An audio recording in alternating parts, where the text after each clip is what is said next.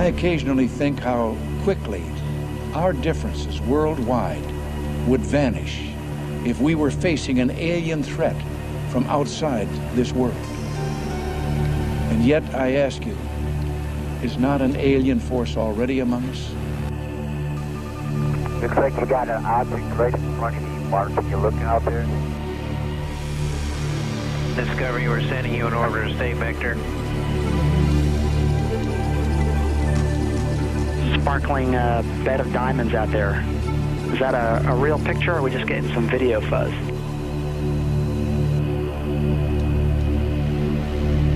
I don't know what it is. That one is really impressive. There are, on the other side of the coin, at least 5 proofs that the objects were not ice particles, therefore spacecraft, and they were either extraterrestrial or terrestrial, obviously.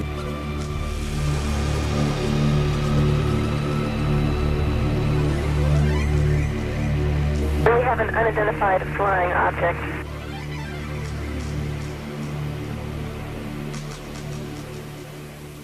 For over 2,000 years, humankind has speculated that it is not alone in the universe. But it wasn't until September 1959 that American astronomers first put forward a practical, technically feasible proposition to search the cosmos for life forms other than ourselves. Less than a year after that, the idea was translated into practice. Since then, SETI, the search for extraterrestrial intelligence, has fired the imagination of millions around the world. However, the practicalities of SETI make the proverbial search for the needle in the haystack pale into insignificance. In fact, it's been calculated the quest is more akin to delving for a 2-inch bodkin in a haystack 35 times the size of Earth. All sky surveys up to a distance of 70 million light-years made at Harvard, Buenos Aires and Ohio since the 1970s have failed to detect any evidence of omnidirectional transmissions. After years of analysing hundreds of billions of signals, fewer than 100 have given the appearance of artificiality, and none of these could be relocated in repeated surveys. The world of astronomy then remains divided between the true believers, who think they will find evidence of extraterrestrial life in our or other galaxies, and skeptics who regard that, and the work of SETI in particular, as either a diversion from more important things or a gigantic waste of time, resources and money. It's a curious fact, but NASA is forbidden by Congress to seek communications or signals from the very intelligent life-harbouring planet SETI hopes to find. NASA is forbidden, therefore, to spend its time, resources and money on seeking out contact with extraterrestrial intelligence. But what if that extraterrestrial intelligence were to establish contact with NASA, directly or indirectly? What then? And where does NASA and its US Congress stand when it comes to UFOs? Could a small proportion of the residual evidence, gleaned from millions of worldwide UFO observations and case histories, point to an extraterrestrial presence already in our midst? Should claims and statements made by credible professionals and observers be ignored?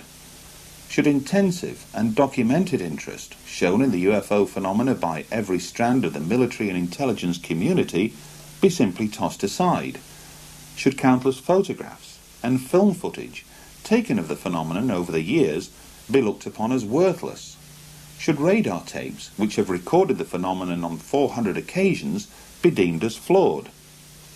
Should Congress, then, pay lip service to NASA, the scientific community at large, and its military and intelligence chiefs, or is it time that politicians began to address the most important issue of our time? Is man, as some would have us believe, a unique species to this universe? One that evolved over the eons to finally stand upright and walk this planet? One that was able, in the course of less than a century, to progress from horse-driven carriages to putting a man on the moon? How was this staggering technological progress achieved over such a short period of time? Is it pure coincidence, then, that midway through this period, reports of flying saucers began to emerge from around our world?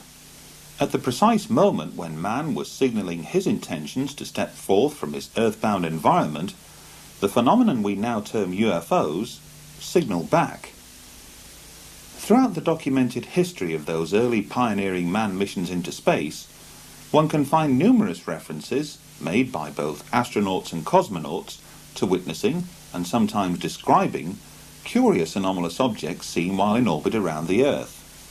John Glenn likened these to fireflies, and for a time, NASA actually believed they had stumbled across living critters, according to one of its retired astronauts, Scott Carpenter. The years went by, and with each passing decade, there appeared no let-up in reports of UFO activity. But in the late 1980s, those reports took on far greater significance with the arrival of the camcorder. In the space of a few short years, what was once regarded as an extremely rare event, to capture a UFO on film, has now become commonplace. And while a sizable proportion of that video footage leaves most unimpressed, like the phenomena itself, a small residue of what remains can be termed impressive. In July 1991, millions of people throughout Mexico stared skywards to observe a solar eclipse. That day, several UFOs appeared in those same skies. Skeptics would later conclude that these were nothing more than planets or stars, but the video evidence, recorded independently at several different locations, suggested otherwise. Much has been said, written and claimed as to why more UFOs have emerged from Mexico than any other nation on the planet during the 1990s. Indeed, there are those who would argue that most, if not all, of the 5,000 plus hours of amateur camcorder footage taken of UFOs in the skies above Mexico this past decade alone is nothing to write home about. That the bulk of the footage can easily be explained. That some has been deliberately manufactured, while the rest has captured nothing more than passing aircraft, balloons, meteors, or falling space debris. Dependent on your point of view, the objects depicted in these sequences are either balloons or UFOs. Interestingly, during filming, the camera operators and those closest by never refer to these objects as balloons. Others liken them to spheres, a term first used alongside Foo Fighters when describing anomalous objects seen by Allied pilots operating in the Pacific theatre of World War II. Outside of Mexico, there have been other recorded instances where spheres have been seen and captured on film. Here are two recent examples. These spheres appeared over Stirling, Scotland during the summer of 1998. Local resident Brian McPhee borrowed a camcorder from his cousin after being puzzled by the repeated appearances of these objects high overhead. Some were seen to hover close to and then descend into or through the clouds. Elsewhere, some were seen to emerge from the clouds before darting away at incredible speeds. And take this as another example. Filmed in broad daylight over central London in July 1999, Christopher Martin was on hand to record the moment when this sphere appeared amidst one of the world's busiest air corridors. Was this a balloon? Or something else? But the term sphere is not just used to describe anomalous objects seen from the ground. Curiously enough, just 2 months after the Mexico eclipse, similar sphere-like objects were recorded by the crew of the Discovery space shuttle.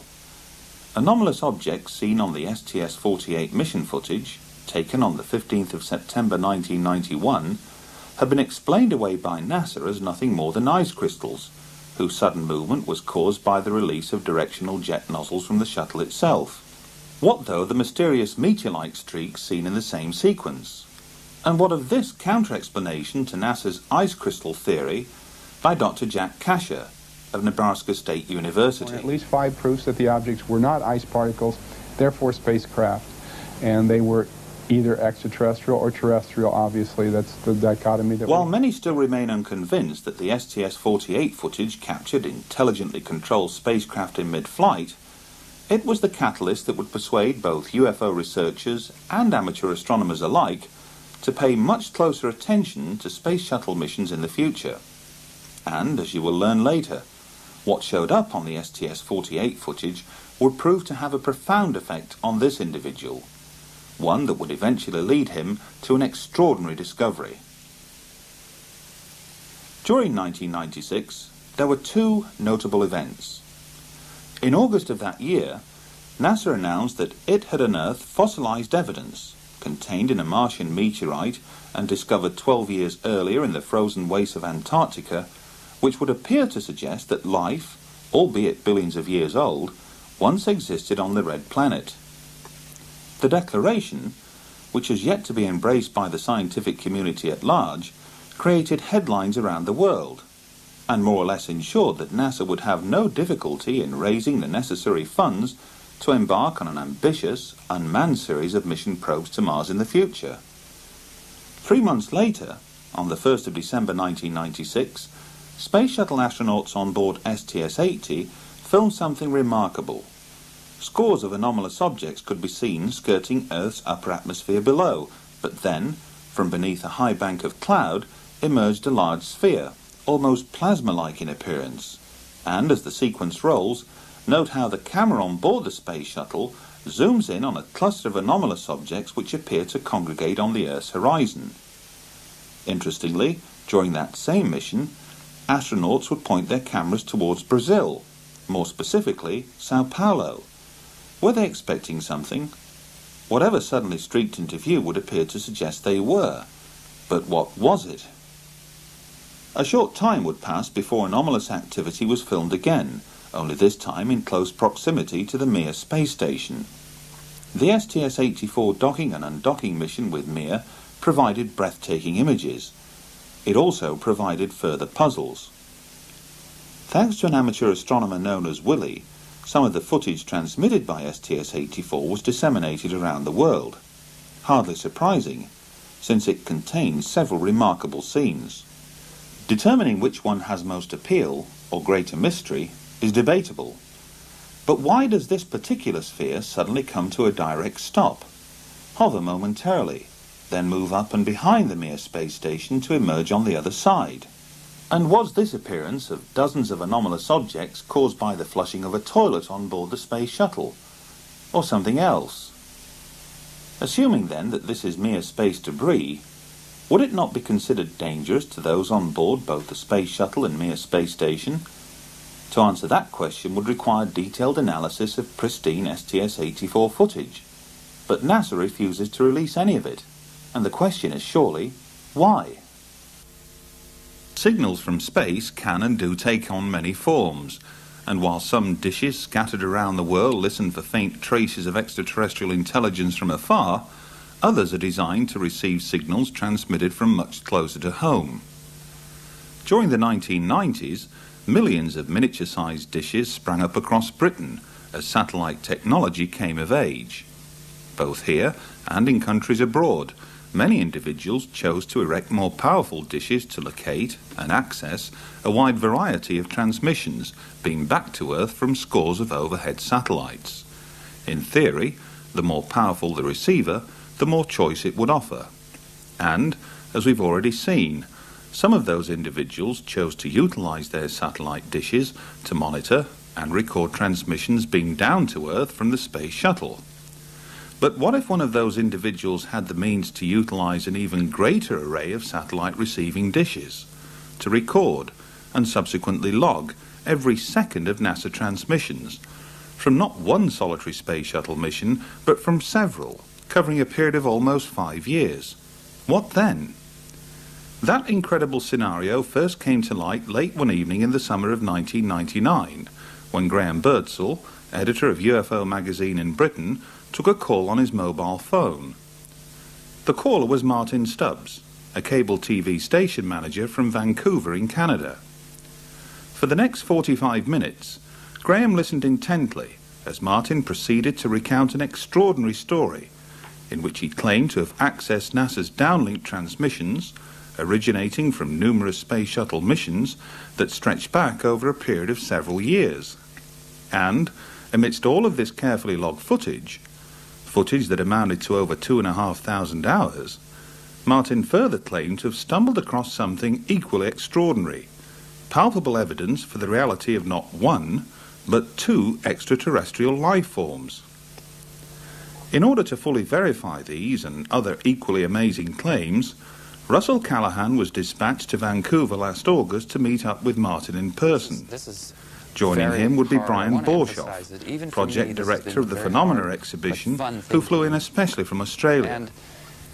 After spending an entire week in the company of Martin, engaged in, for the most part, viewing countless hours of NASA footage, the staggering implications of what he'd uncovered soon became apparent. For although Martin had come across countless further examples of mysterious sphere-like activity, his trained eye as an experienced TV editor had picked out something else, something that he would find compelling, something that others would later find amazing. At the conclusion of their visit to Vancouver, a tri-party agreement was reached, one that would ensure worldwide public disclosure through methods and means that would soon become apparent in the weeks and months to follow. But why, on the strength of one phone call, did Russell Callahan and Brian Borshoff travel thousands of miles to touch base with Martin Stubbs in the first place? Call it intuition, call it good luck, call it what you will, but on hearing Martin relate his extraordinary story, he sent out a signal far more powerful than that generated by any satellite. And what better means to demonstrate the point than by having Martin recount that story in his own words? Hi, I'm Martin Stubbs, and I'm a resident of Bowen Island, Canada. Bowen Island is a small island of about 3,000 people just off the coast of British Columbia. The city we directly commute to on a little ferry, 20-minute ride, is the great city of Vancouver. And it's here that I was able to discover, through NASA's own video downlinked from the shuttle, two types of phenomena that, from my estimation, should not be there. The first phenomena is a spherical phenomena. It's the best I can do in terms of explaining it. And the second phenomena is a phenomena that is virtually invisible to the human eye, but when filmed with a CCD camera and you break the video into frames, and there's 30 frames per second. Then you split the frames into fields, because each frame contains 2 scanned fields, and it is in those fields we have discovered our second space phenomena. It's not a matter of finding something that is a reasonable doubt scenario. It's more about, let's just keep collecting, studying, and analyzing, and eventually the jigsaw puzzle will come together, and it's finally happened. I held a very privileged position in the city of Vancouver. I was in charge of, for the past 20 years actually, community access cable stations. And those are public stations that use volunteers, interns, make all their own programming, and put it out on the cable system. Here in British Columbia and throughout the rest of Canada, we have 90% cable saturation. So it's the equivalent of having a full channel. And in my office, I had old log tapes from logging the station available, and they were supposed to be turned over after a few times, so I just piled them up. And I had VCRs. I had the means. And I talked to our technical department and asked them if they could give me my own dish. And they did. And I set my machines and went about my normal daily life of managing 2 of these facilities. And I just would go home at night after each shuttle mission, or each day of the shuttle mission, and break the tape down. And I just found myself in the unique position of having the means to do it. I was in a position to do it, and I had all the motivation. The second the shuttle countdown began, I recorded, and I stopped recording when it was at a full stop. Right. So it was a pretty demanding exercise. Well, you obviously... the SDS 61, which was the Hubble Space Telescope mission, was 36, I seem to recall, 36 tapes with 8 hours per tape. So these are, you know, you just had to keep going. Some flights are 5 days, some are 11 days, 14. The Hubble Space Telescope mission, I chose that mission not because I knew about a CCD camera or anything. I chose it because NASA had decided to make this the showcase mission. It is a very important mission. The Hubble Space Telescope is the very most delicate and important thing, and these gentlemen were going to spacewalk for 7 days and fix it. So it was even interesting for me to just watch them work in this environment. And from the very first moment, the first download came, I found our spherical phenomena. Did you set out to try and find the phenomena, or did it start off as a sort of self-education exercise in watching the mission footage? It was everything. It was a self-education thing. It was a curiosity of why no one from the year 1991 till 1994 had bothered to look at any other footage. And I was quite naive and wasn't aware it was all being downloaded because I'd bought into the popular culture or the urban myth that they were scrambling at it and it wasn't available since '48. I've been an editor for 25 years as well as everything else. And I spend an awful lot of my day looking at videotape at amazingly fast speeds, reviewing people's programs for critique reasons and things. Sure. My eyes are trained, and I kept seeing something. So when I started breaking the frames down, I found you still couldn't find it. You'd go from this frame to this frame, and there'd be a quick movement.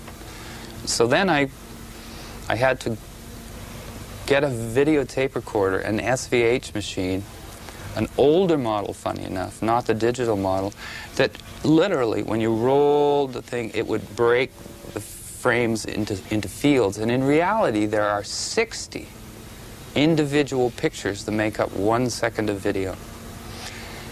And that's when I found them. So you were finding these on one of those 60 frames? I found, in fact, the first one I found, I only found one. Right. And then I thought, well, I should be able to, if this is real, I should be able to do it again. And then I found 2. And it just went from there. What should we really be seeing? How did you know that we were looking at something that was that shouldn't be there, that was unusual? I mean, well, the first thing is that in my career, usually in 1 second of video, no movement happens. You can look at 60 frames and, you know, the way the movement goes, not very much happens. It's not like those flip things where the little thing moves when you flip the pages. Literally in 60 of those, nothing happens. Something was happening literally between 1/30th of a second and 1/30th of a second, because there's 30 frames per second. So it was just sort of a, let's look at this. And when I found it was in a scan field, and then the way it works is it scans and scans very fast. But the phenomena seemed to have disappeared by the second scan. So it was moving very fast? Very fast. So being a manager and being in charge of a television station, part of my staff is a technical staff. So I started consulting our technicians on to destroy my discovery. I wanted them to tell me that they could. You wanted to critique it as heavily as you could. I wanted them to tell me this somebody could fake this. You can't. Then I took the sample, to make a long story short, eventually made it up to the scientific community and to a think tank and a behavioral lab and physicists and astrophysicists. And they kind of, you know, just they just humored me at the start. By the end of our meetings, they had their hands on the control. They were running up to the screen, and they were holding meetings. They broke the entire pixelization process down and found it was still there. So they really didn't expect to see anything in the beginning, but by the time you finished, they were excited. I think they expected probably that we'd have more of a real-time phenomena, which is still spectacular. And probably, I guess, that they felt they might be able to explain to you as something perfectly legitimate or normal for... Well, you never know who's in the Skeptic Society of British Columbia. For instance, the X-Files actor William Davis, who is the cigarette-smoking man in the X-Files, is a member of the Skeptic Society. So I never knew with these scientists what they were trying to do to me. Sure. But the amazing thing about this other phenomena, the one that's virtually, I would say it's invisible, although it isn't once you see it. You begin to see it all the time. Is it blew their minds. It blew their minds. Did they offer any explanation for what they thought it might be? Or are they as baffled? There's a professor at Simon Fraser, Professor Weinberg, who literally said it had to be it had to be actually there, doing exactly what it was, but he could not. He said we would have to go right to NASA, and eventually we had a lecture at the planetarium here in Vancouver by one of the Hubble poobahs, the chief Hubble designers, engineers. That must have been a great opportunity. It was a great opportunity, and what was interesting is when we showed him the spherical shapes on video clips, on video stills, he was comfortable, which meant, he could throw the ice crystal theory, because it was a very small sample at that point. It was only the first time I'd ever done it. At that point, he confirmed that what you were showing him were ice crystals, or...? No, he just thought that was basically... He accepted that it was a phenomena of some sort. He just... Well, they're comfortable at NASA because James Oberg, who's the NASA debunker, in my estimation, had basically briefed them all that, don't worry about all this stuff you see, because that's just all kinds of stuff you don't understand about ice crystals. So he didn't have any, it was the Hubble fellow at the planetarium after the lecture with the head of the planetarium.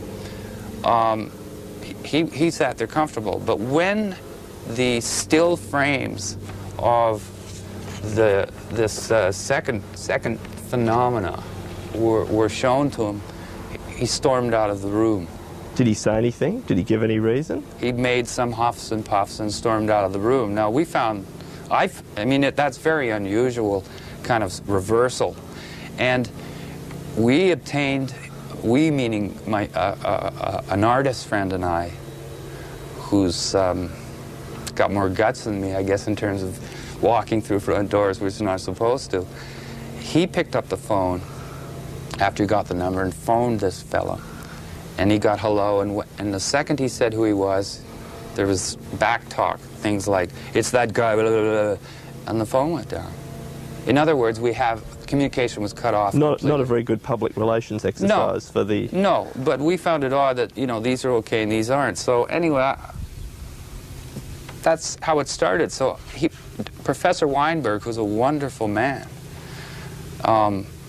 said to me something he's never said to anybody before. He actually sat down, sort of rolled his hands through his head and whatever hair he had, and said, I believe there are things out there, and it's just a matter of an et cetera, et cetera. Well, my friend, my partner, could not believe. He knows this gentleman, has worked through the Canadian Space Agency with him.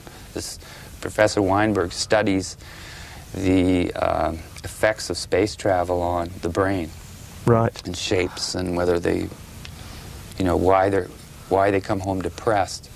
Elizabeth Bondar, our famous first woman in space, it isn't generally known in Canada, but she was depressed, massive depression for the first 2 weeks after she landed, and so they really had to study what's going on, and they found that they were missing, that there was the familiar shapes that we see every day not in the space program. And that's what these people were doing. working with the Canadian Space Agency to suggest putting shapes in parts of the shuttle or redesigning things to familiarity for your subconscious. Right. It says they talk to orca whales up there, and they photograph the brain and put pictures in front of you, and then colors flash, and they photograph it. It's the only place at the university you can get a parking spot because no one knows it's there. I didn't know, and I went there. So, and he told me things. He said, get another flight, duplicate the phenomena that you've got, duplicate what you did, try to get the 2 different colors, try to get multiple ones in a shot, because the STS-61, I was quite naive, especially of this second thing. And so I remembered that, and I recorded the next shuttle, and I knew what I was looking for, and I found it.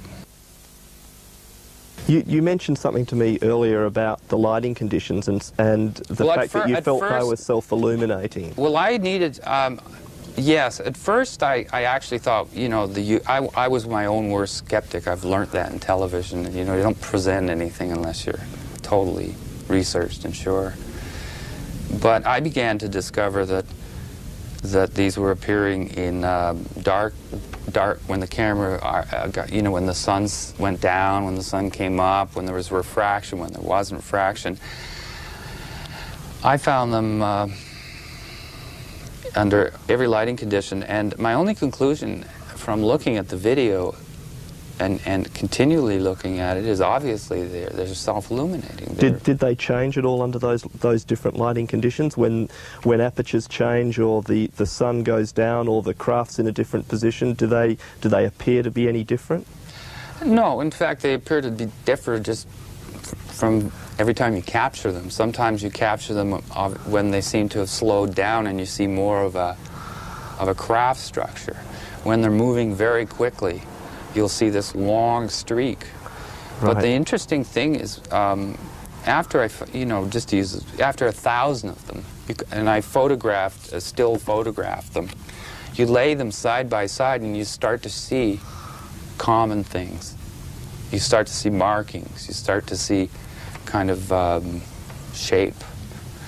You know, it's not... So you've almost been able to classify them in a way. Well, actually, I've been calling them the second phenomena, but the way I see this is everything to date that has been shot by humans from here, from the ground, I call one.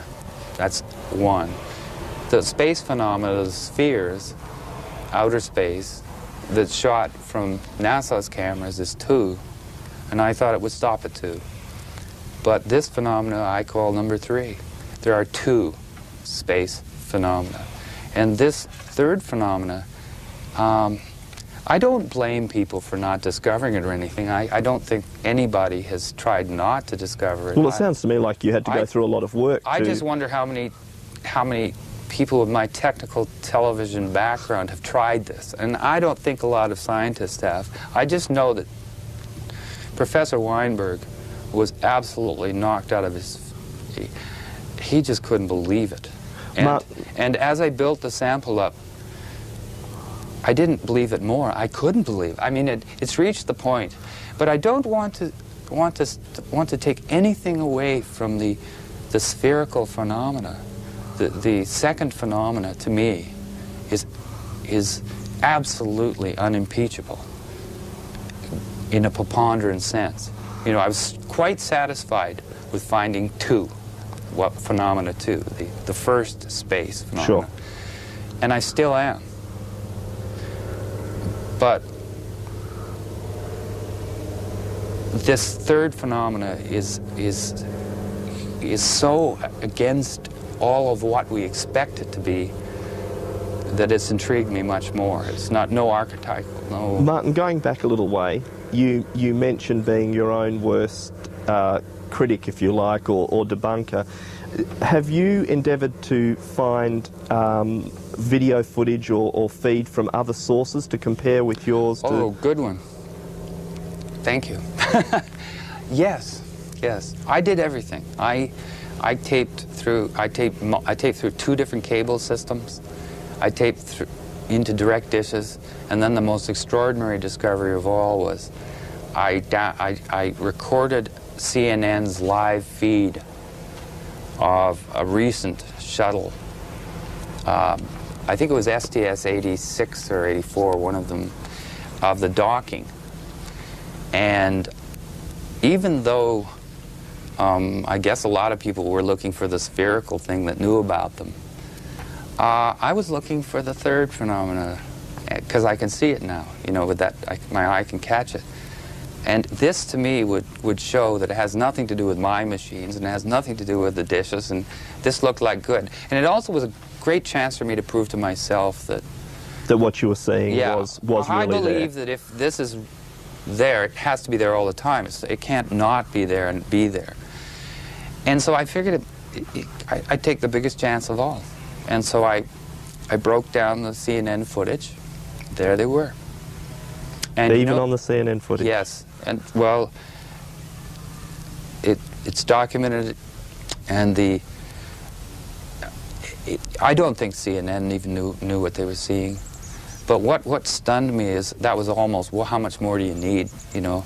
I really did not, I didn't want to come forward with the third phenomena, but then the second space phenomena, until I was able to be absolutely certain that this had some substance to it.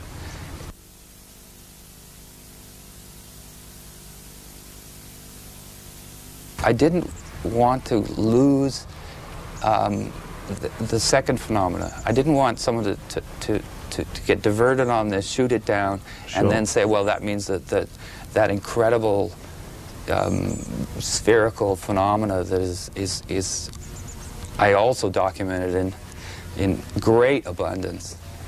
I didn't want that to be dissed. After you'd collected this material, you mentioned the gentleman at the planetarium that decided that he didn't want to talk about it. Yeah. Have you spoken to any other? Have you spoken to NASA or any qualified people there that might be prepared to comment on what you've seen? It's so hard to tell this story, but again, I then met a physicist from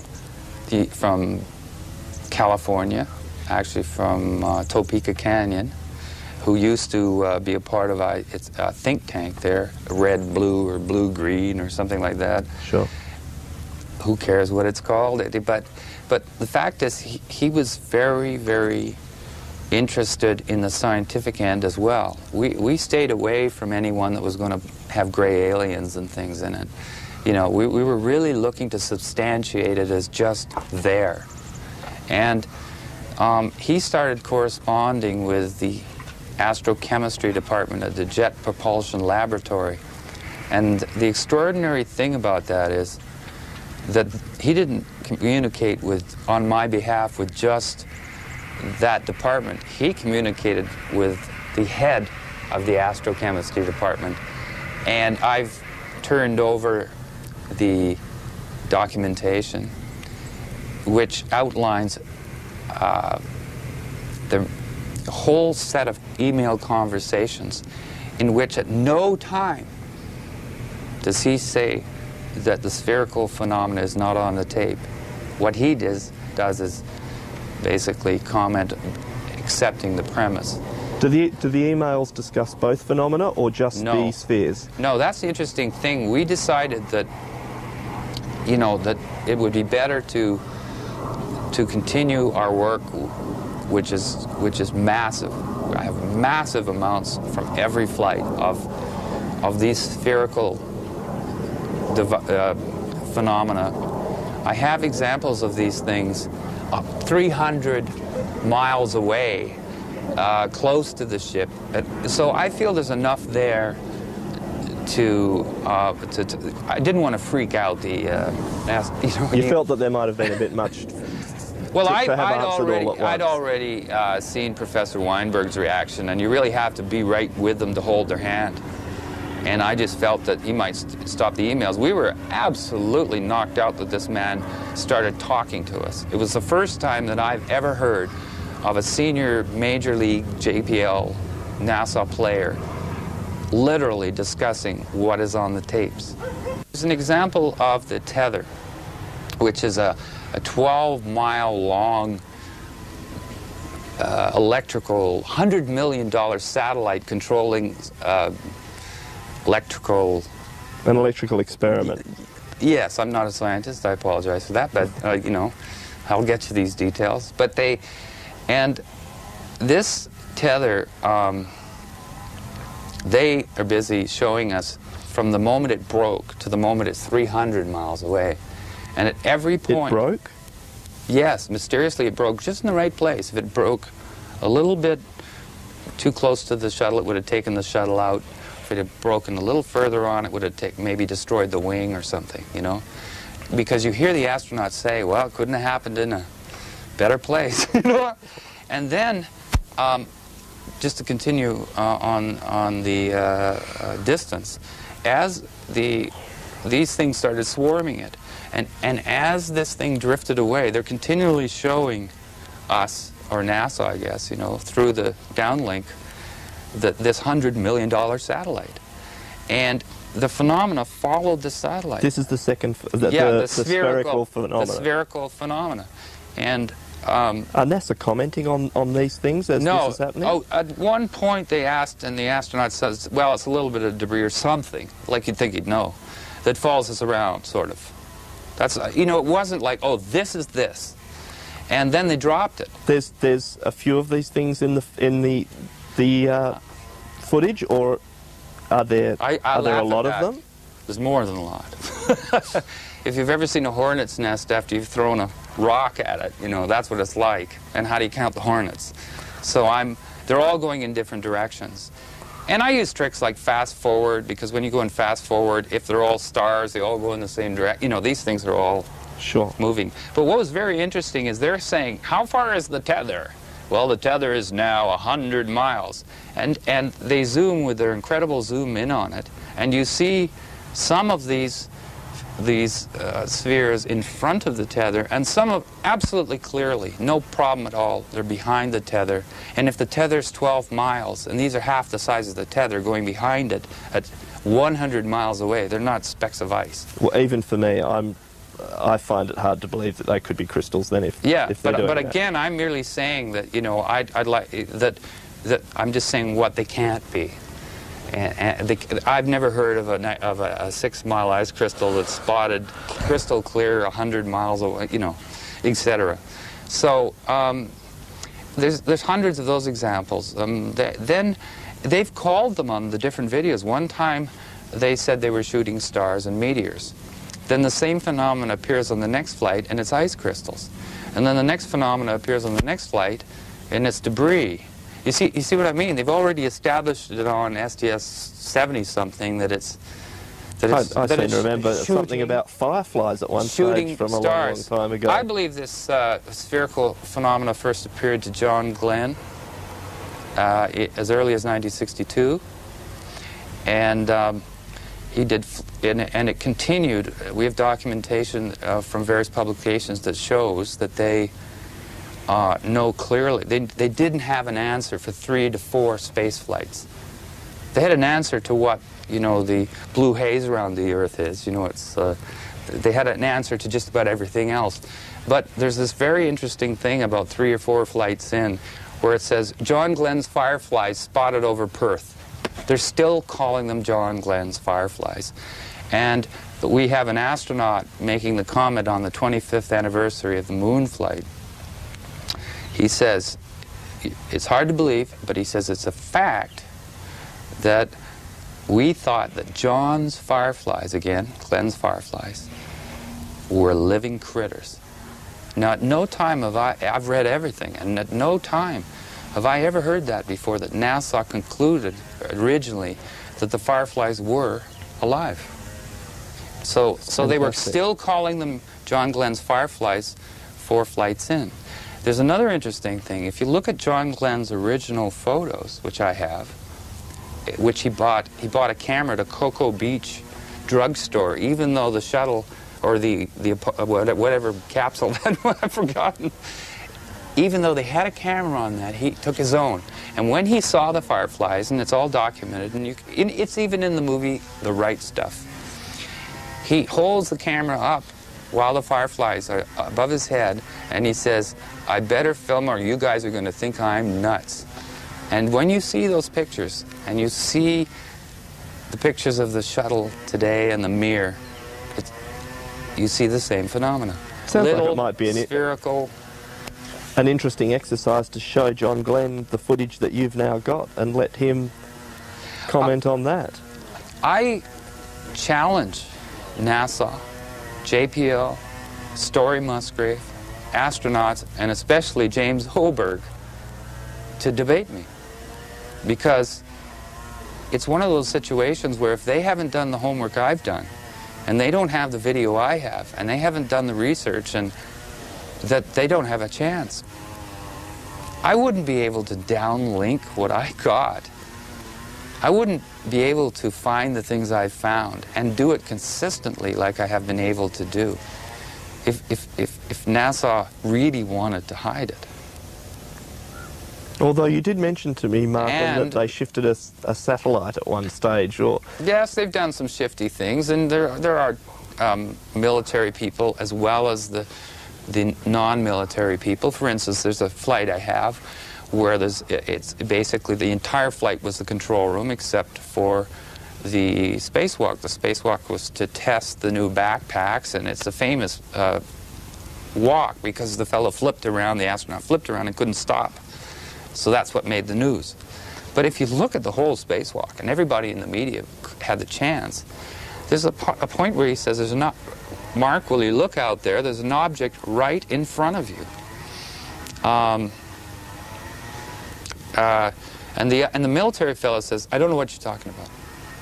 Now just think to yourself, if I said there's a bee about to sting you, wouldn't you go, "I wonder where that is," or something other than, "I don't know what you're talking about"? First of all, what do you mean you don't know what I'm talking about?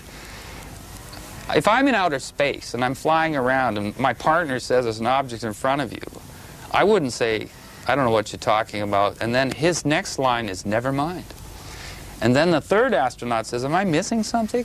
And he says, "Don't worry, the lens filter came off," now confirming the size and how close it must have been. Going, and it's flying off at 10 o'clock and 11 o'clock. Now, when they first mentioned the object, the shuttle camera, you couldn't see it. So I wasn't looking for it. They drew my attention to it. I looked, and there the object emerged.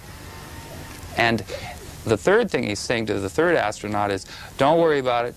Don't worry about it." You know, it's the camera filter. And then he even confirms, off 10, 11 o'clock, 10, 11 o'clock, you know. And then there's a pause, and the control room below tells him to stay vector. Shut up. Stay on course. Continue with what you were supposed to do. And then they continue as if nothing happened. As if nothing had happened.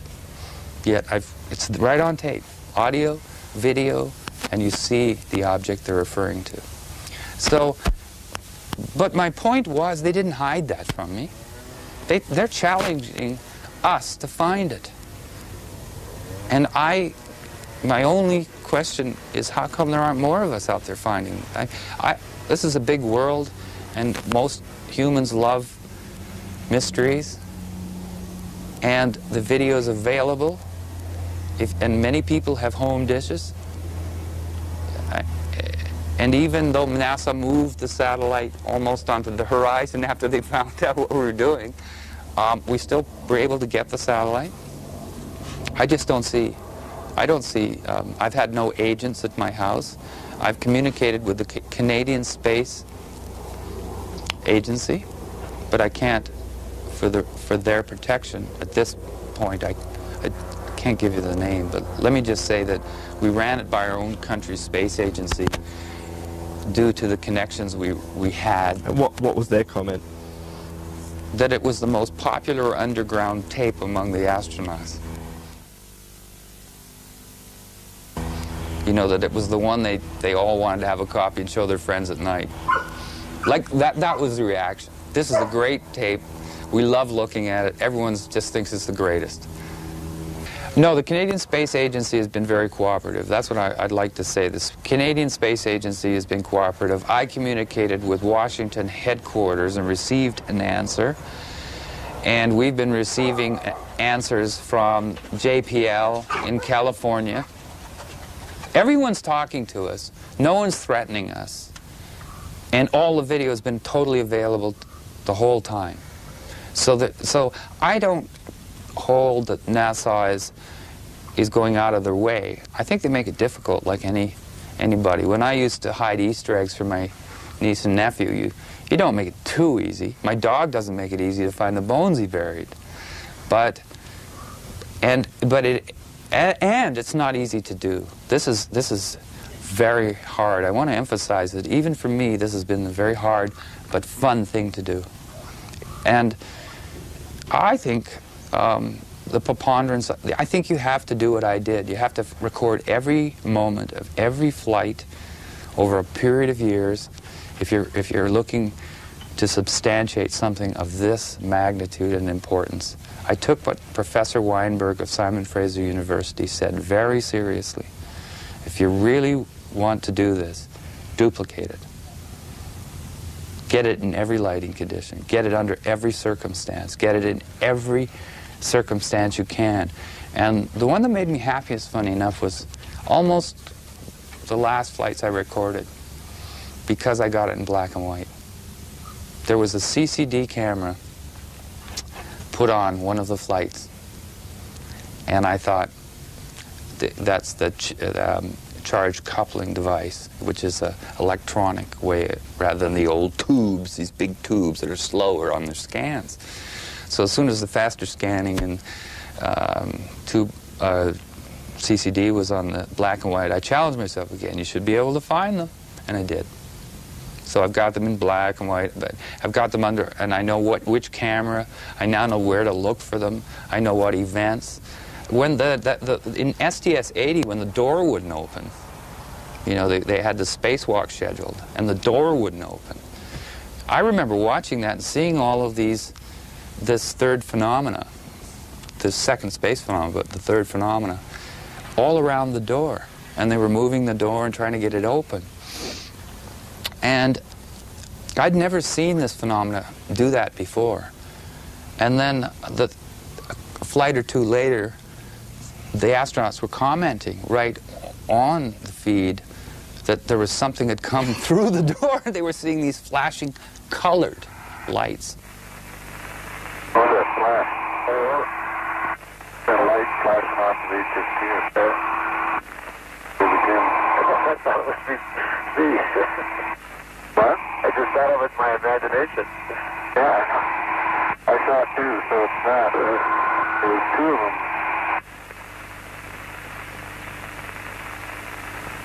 There's another one. What are they? Some sort of lights flickering in here. Maybe they're taking pictures. What is this?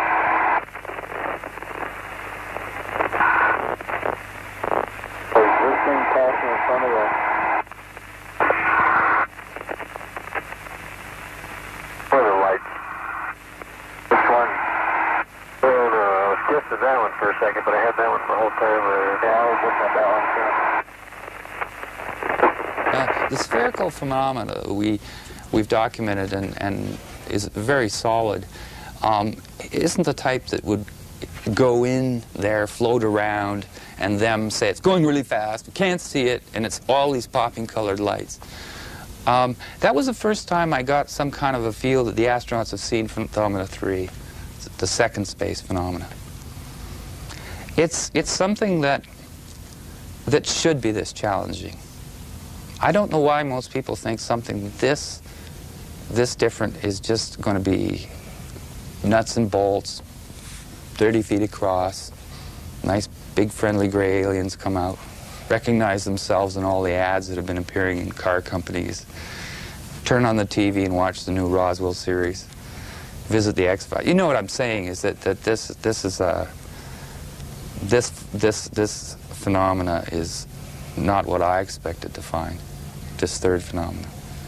But they seem, I believe they use the same operating principle, because some of the spherical second phenomena, which I still emphasize is our main documentation, can move away at rapid speeds, as the video shows you.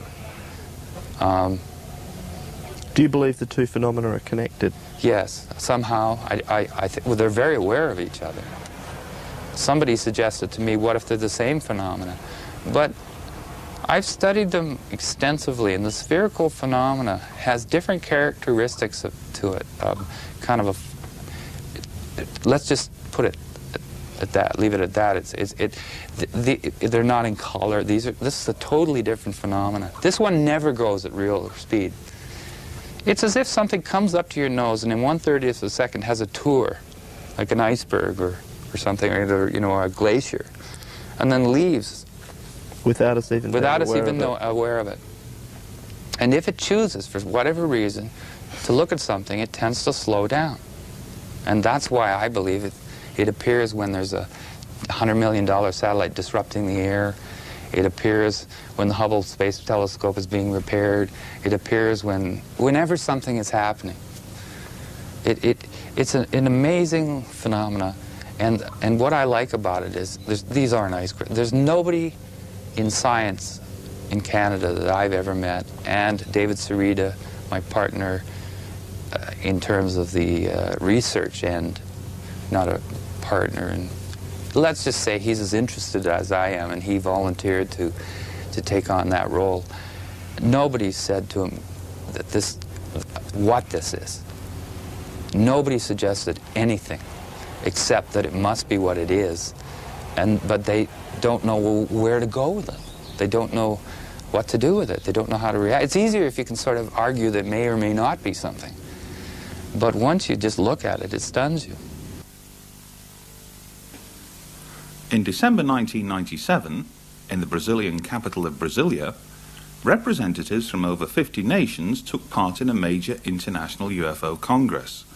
Among them was Alexander Ballantyne, a former Soviet cosmonaut who spent 6 months aboard the Mir space station. In his lecture, Ballantyne conceded that he and many other cosmonauts had seen UFOs. "We cosmonauts had a golden rule," he said. "If you see something strange, keep watching it, because you may never see something like it again."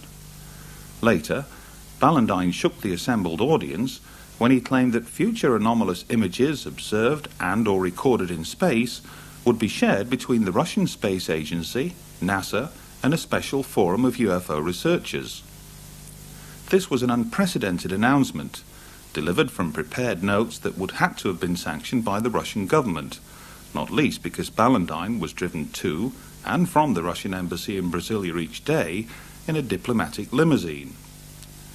Over breakfast, and with UFO researcher Boris Choronov acting as interpreter, Ballantyne assured Graham Birdsall that some UFOs reportedly seen by both American astronauts and Russian cosmonauts were very real. But when Birdsall ventured to suggest that some anomalous things seen in space might be secret Star Wars devices, Ballantyne said, "Of course, we accept this, but some of the things seen have nothing to do with these." Since that announcement, other former Mir cosmonauts have come forward to speak about their UFO encounters. There was a huge sphere. I think it appeared when we were over Newfoundland. The sea was in the background. It was shining, sparkling, of absolutely even shape.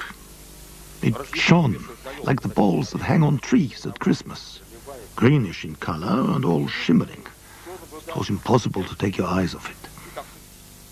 And if further proof were ever needed that the Russian Space Agency meant what it said, then this sequence, captured by Russian state television from within Mir mission control, can only be described as proof positive.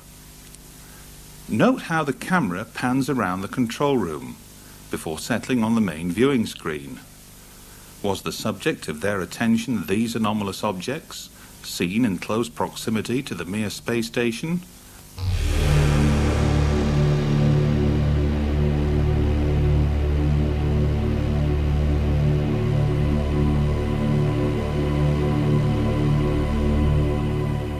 Intriguingly, here's the exact same sequence, only this time recorded by Martin Stubbs from NASA's Downlink. Compare the two.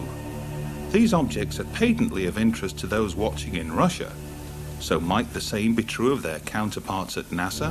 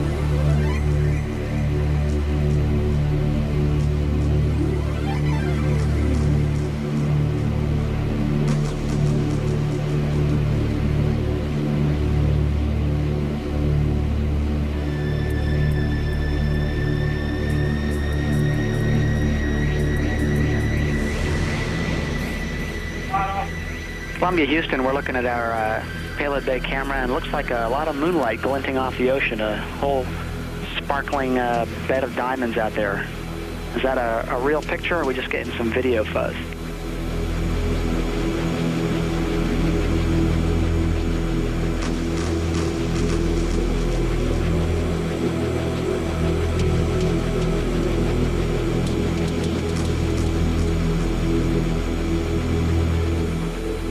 Houston, we're recording that. That's some of the ice crystals that we were dumping out earlier, and yeah, it's a beautiful picture. That's a great combination of the moonlight and the ice and the clouds.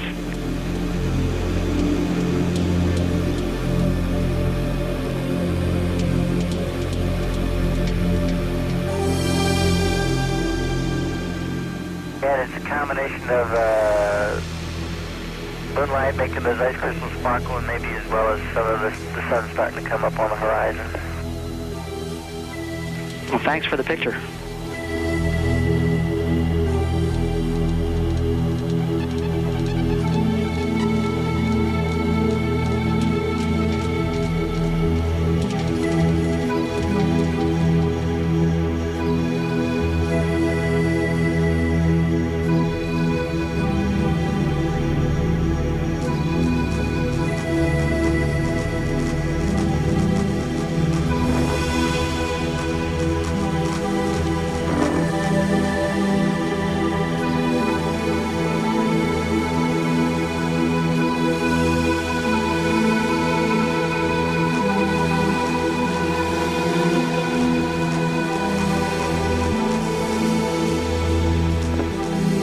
The Mir space station is now visible on the far left-hand side of the screen, about an inch from the bottom of this particular picture.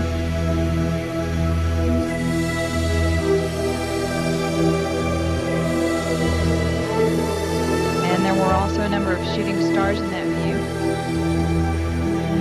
The camera has now moved to a point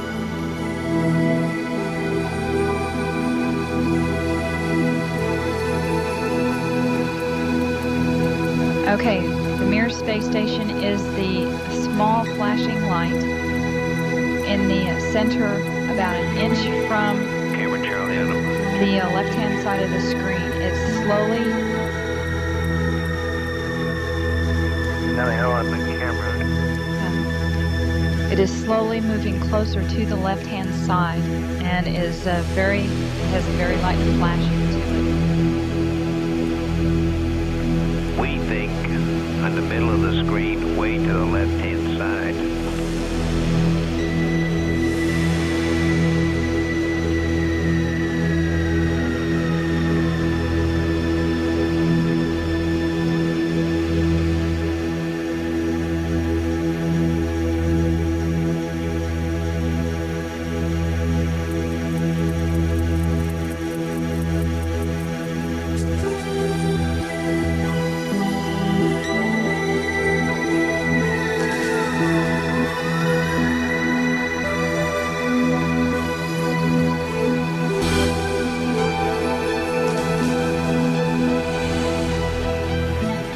Looks like you got an object right mark when you look out there. I'm not sure what you're talking about. Never mind.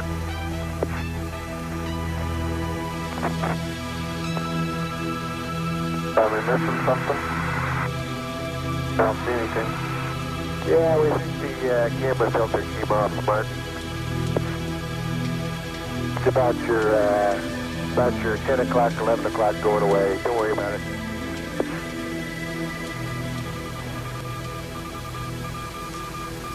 Don't worry about it.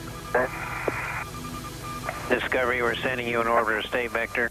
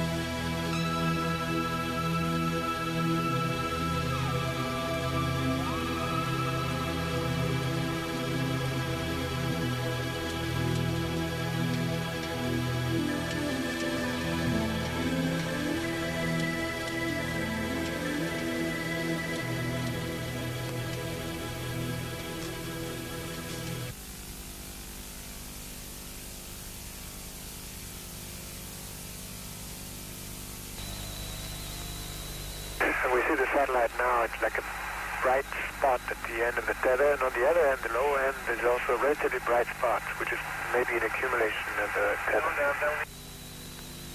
And we are downlinking camera Delta now. Okay, we copied and understand as you're viewing it on the monitor, the satellite is at the top of the tether.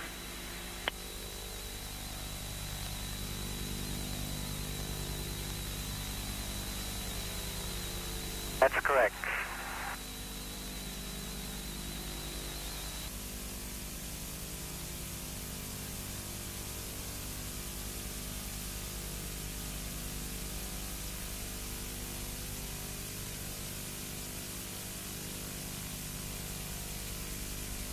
Columbia. Camera Bravo. We had the camera Bravo constantly on the tether. Unfortunately, we don't see the tip of the boom, but in a few seconds you'll see the tether break. And this one, of course, was not attended. It just recorded. It could not be bumped either, so it will record steadily the whole break and coil back of the tether. Copy, Claude.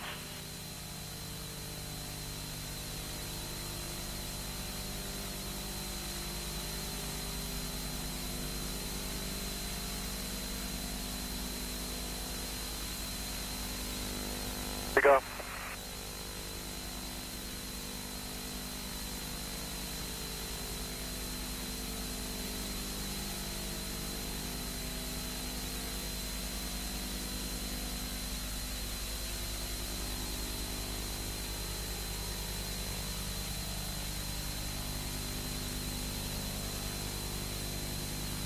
Again, this is a view of the satellite. Well, if it had to break, it did it in the right place.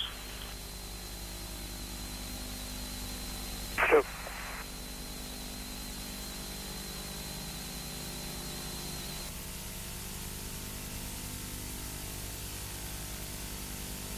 The left-hand corner there, straight as an arrow. So it seems from here.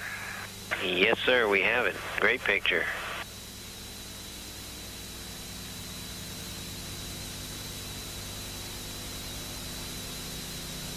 It came and went pretty quick, but that was about as much as we have of it.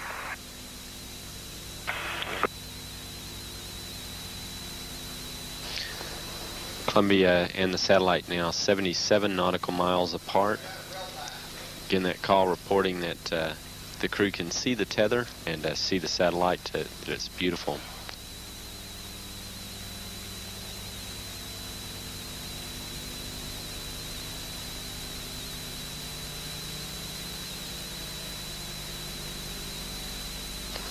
This view showing the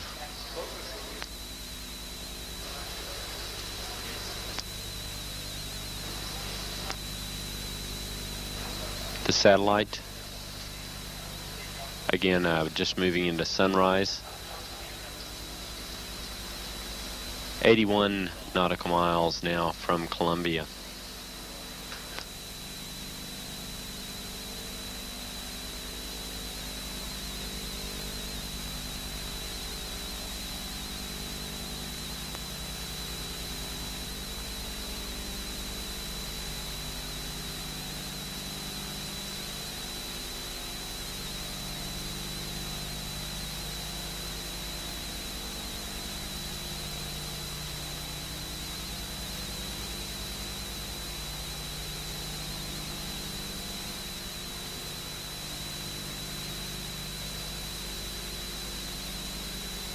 Guys getting the image? Franklin, we see a long line, a couple of star-like things, and a lot of things swimming in the foreground. Can you describe what you're seeing? Well, the long line is a tether, and there's a little bit of debris that kind of flies with us, and it's illuminated by the sun at such low angle. So there's a lot of stray light, and it's getting washed out quickly, but Claude is trying to do a quick, good job here adjusting the cameras. Copy that. Again, that description by the crew, this is the tether in the satellite with approximately 12 miles of tether still attached to it. Columbia and the satellite now just passing over the west coast of northern Africa. The two spacecraft now 90 nautical miles apart.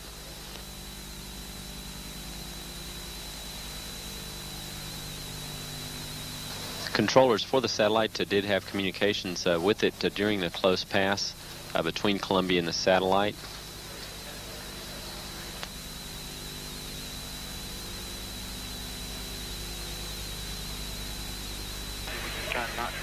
Columbia, Houston, that's a much better view, a lot more contrast visible.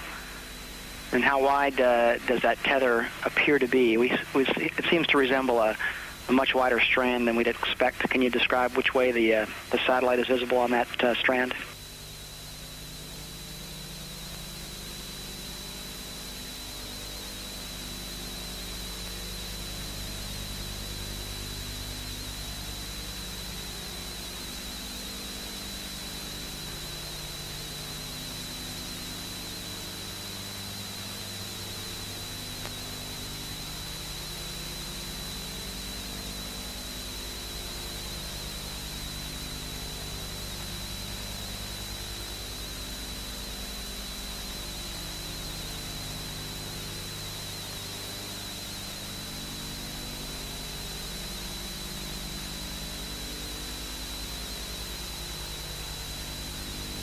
Satellite now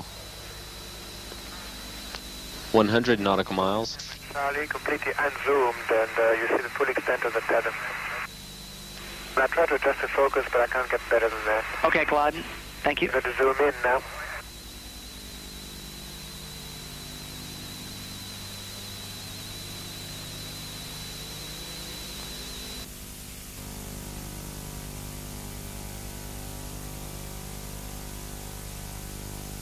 It should mirror exactly what she's doing on the inside.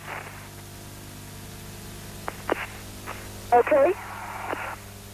Right now, the handle is installed with the tab in the unlocked position. I'm going to rotate the tab to the locked position now if you're ready. We're ready. Okay, we are fully seated in the locked position. Okay, Tammy, we didn't see any motion on the outside. If you would, go ahead and move it back to the unlocked. Okay, I'm pulling back to the unlocked, and again, it's only going about 3/4 of the way, will not lie flat, and will not seat, as I mentioned earlier. And Tammy, if you could, simultaneous with trying to put it in the unlocked position, if you would move the handle a little bit back and forth. You bet. Okay, that should work now, Bill.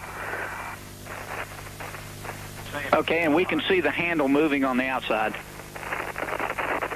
Okay, and but any indication that the lock is being actuated? No, we can't see any indication of that, and it just may be a bad angle and too dark.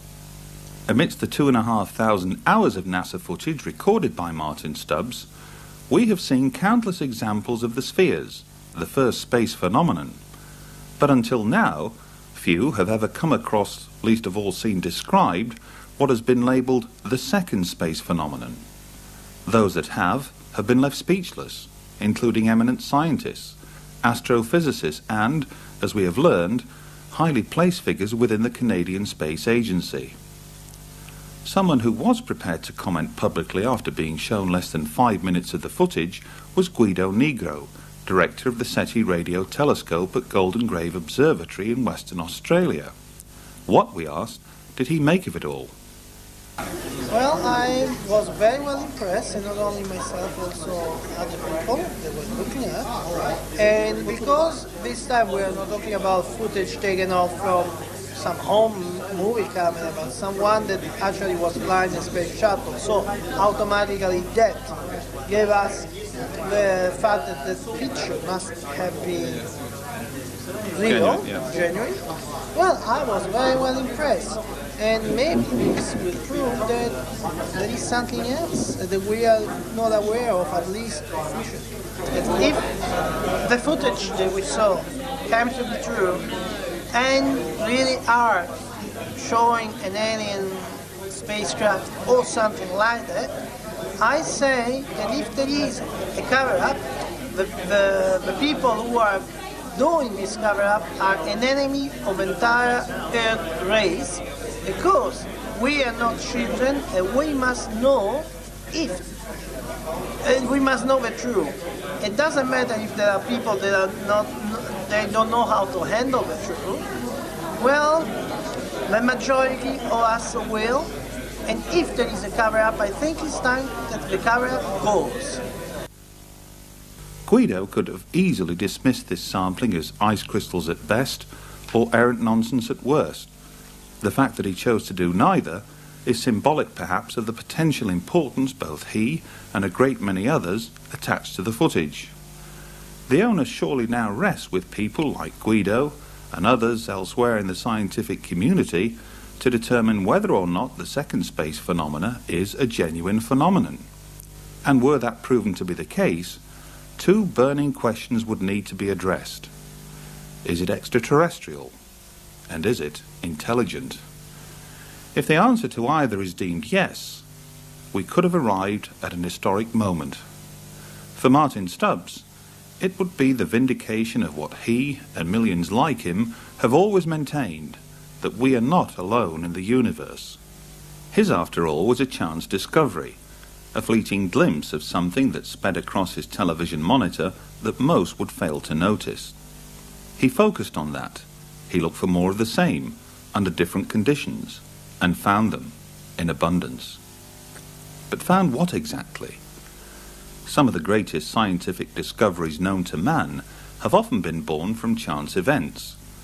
But is it remotely conceivable that one of the greatest discoveries of all time could have been similarly unearthed by a humble cable TV manager operating out of a small community station in Vancouver? History will surely go on to determine the truth, provided, that is, others within the scientific community are equally prepared to explore the limitless possibilities now before them. But who among them will be courageous enough, ambitious enough, to step forward and examine this evidence? There will be many who will choose to ignore it, blinded by self-imposed scientific dogma and bland indifference towards all who champion the extraterrestrial hypotheses.